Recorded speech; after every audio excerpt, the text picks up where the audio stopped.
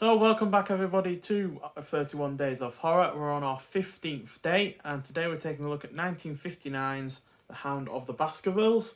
Now this clocks in at 87 minutes long. It's a mix of horror, gothic and mystery, and it's directed by Terence Fisher, who was a kind of a well-known horror director from the 50s and 60s, worked with Hammer on a lot of films, and this is a Hammer horror effort. And it's filmed in Technicolor as well, and it looks absolutely glorious in that kind of format. And Terence Fisher directed the likes of Dracula, The Mummy, and The Curse of Frankenstein, all three of which were Hammer interpretations of those stories, which had been done in the 30s by Universal in America, as well as The Curse of the Werewolf, The Gorgon, 1962's The Phantom of the Opera, and the sci-fi B-movie classic The Earth Dies Screaming. This also stars Peter Cushing, who stars as Sherlock Holmes even, and he was also in Dracula, The Mummy, and The Curse of the Frankenstein, but he was also in The Abominable Snowman, The House That Dripped Blood, and the first Star Wars film, as well as many other films. And you've also got Andre Morel as Dr. Watson, who was in a varied amount of films, likes of The Bridge on the River Kwai, Alfred Hitchcock's Stage Fright, The Giant Behemoth, and The Shadow of the Cat. The Shadow of the Cat was also another Hammer horror effort.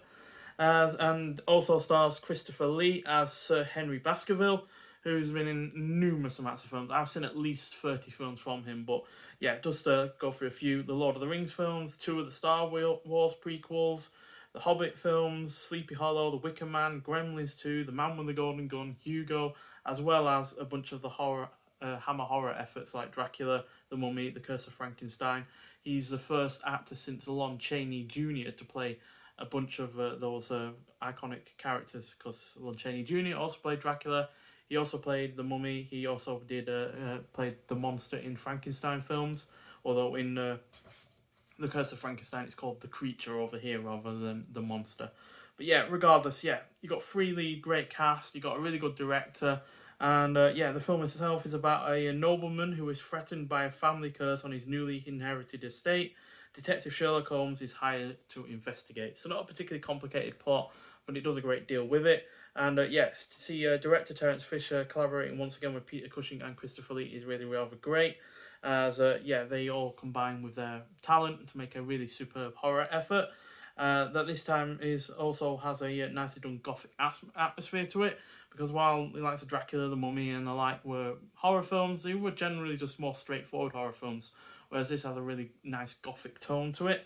And it's entertaining from beginning to end. The cast as a whole is really good, especially the chemistry between Cushing and Andre Morel, because they're a couple in the sense that they work together, so therefore you expect there's going to be a lot of chemistry, a lot of depth to their interactions with one another, because they've worked with each other for years on end.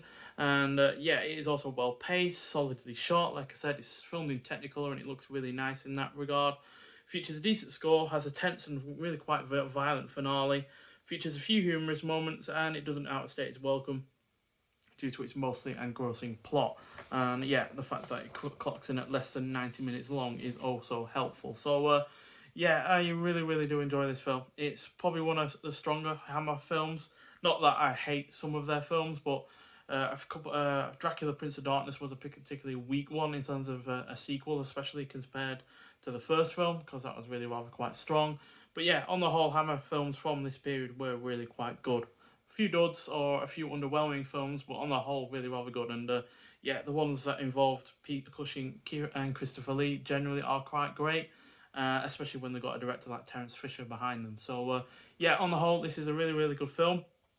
Really nice release from Arrow Video as well. And I highly recommend trying it out if you haven't seen it already. Nonetheless, thanks for watching, and I'll see you in the next one. Bye.